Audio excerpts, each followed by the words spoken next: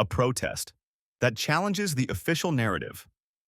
The protest held by residents in Uvira in support of M23 fighters represents more than a local demonstration.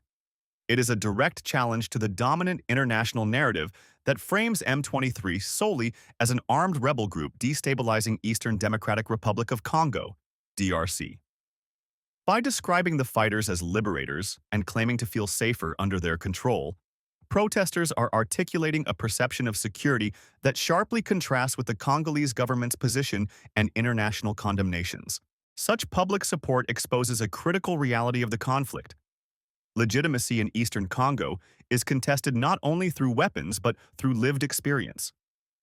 For many civilians, allegiance is shaped less by legal authority and more by who provides order, predictability, and protection, however imperfect.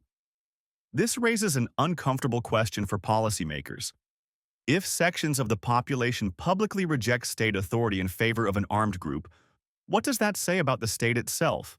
M23's dual strategy: armed control and diplomatic engagement. M23's current posture reflects a dual-track strategy, maintaining territorial influence while engaging in international diplomacy. The group claims it is fighting for the protection of its community, while also participating in peace discussions reportedly taking place in Doha and involving the United States. This approach serves several strategic objectives. 1. Internationalization of the conflict. By engaging powerful external actors, M23 elevates itself from a domestic insurgent group to a regional political player. 2. Legitimacy building. Peace talks signal political maturity and restraint, countering portrayals of the group as purely militaristic. 3. Leverage over withdrawal terms. Diplomacy allows M23 to negotiate the conditions of disengagement rather than submit to unilateral defeat. However, the contradiction remains stark. Fighting continues south of Uvira, undermining confidence in the peace process and raising doubts about whether negotiations are being used as a genuine path to resolution or as a tactical delay. Withdrawal. Without surrender. The demand for a neutral force.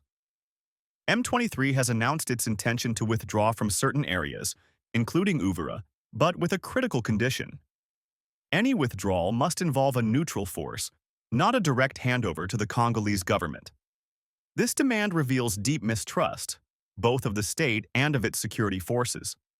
From M23's perspective, withdrawing without a neutral buffer risks retaliation against communities perceived to have supported the group, reoccupation by poorly disciplined or predatory forces, a collapse of local security structures. From the government's perspective, however, this condition challenges state sovereignty. Allowing a neutral force, especially one influenced by foreign powers, to take control of national territory raises fears of de facto partition or external trusteeship. This tension exposes a core paradox of the Congolese crisis. The state claims sovereignty, but lacks the monopoly of violence needed to enforce it. 4. Civilians as political actors, not just victims. The warnings issued by some Uvira residents that they may block roads if M23 withdraws without security guarantees signal a shift in civilian behavior. These residents are no longer passive victims of conflict. They are political actors using collective action as leverage. Calls for U.S. forces or international guarantors to ensure security further underscore the erosion of trust in national institutions. When citizens appeal directly to foreign powers for protection, it reflects a breakdown in the social contract, a perception that international actors hold more power than the state, the normalization of external intervention in domestic security affairs. This is not simply about M23. It is about who civilians believe can actually protect them. The geopolitical layer. Why the U.S. and Doha matter. The involvement of Doha and the United States signals that Eastern Congo is no longer viewed purely as a regional conflict. Instead, it is increasingly embedded in broader geopolitical calculations. Mineral supply chains critical to global technology. Regional power rivalries in the Great Lakes region. Western competition with emerging global powers for influence in Africa.